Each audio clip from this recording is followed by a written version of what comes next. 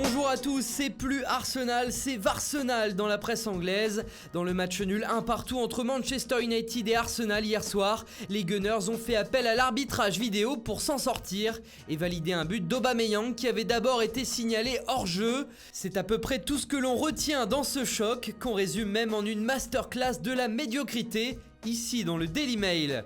De son côté, le Manchester Evening News indique qu'il s'agit là du pire départ des Red Devils depuis 30 ans en championnat, avec un très faible total de 9 points en 7 journées. Pointant à une inquiétante 10e place au classement, la bande à Ole Gunnar Solskjaer peut beaucoup mieux faire, estime le tabloïd. En outre, grâce à ce résultat, Arsenal grimpe en 4e position. Mais ce soir, c'est encore match et c'est la Champions League qui est de retour. Le Paris Saint-Germain doit confirmer son très bon résultat obtenu contre le Real Madrid en gravissant la marche turque, comme le dit le journal L'Équipe. Place au chaudron stambouliote et à son ambiance assourdissante. Place à Galatasaray et à son nouvel attaquant, l'ancien monégasque Radamel Falcao, qui s'apprête à rugir comme un lion, comme on le voit aujourd'hui dans la presse turque. Dans celle-ci, on se réjouit d'ailleurs de ne pas voir Neymar ce soir, suspendu pour la rencontre. En revanche, Mbappé pourrait lui débuter titulaire. Demain, le FC Barcelone affrontera l'Inter de Milan et pour l'occasion, le journal catalan Mundo Deportivo sort la stat qui va rassurer les supporters blaugrana.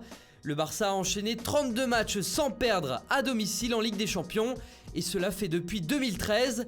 Le Camp Nou est une véritable forteresse, titre le journal, mais attention tout de même aux Italiens qui débarquent en force. La preuve aujourd'hui dans le Corriere dello Sport où Romelu Lukaku est désigné arme anti-Messi pour Antonio Conte et son équipe. À l'Inter, tout le monde compte beaucoup sur le géant belge pour défier les Barcelonais et le génie argentin.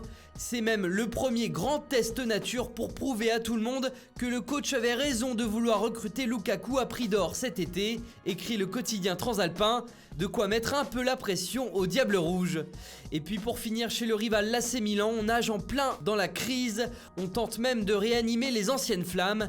Actuel sélectionneur de l'Ukraine, l'ancien attaquant milanais Andrei Shevchenko doit dîner avec Paolo Maldini, aujourd'hui directeur technique des Rossoneri.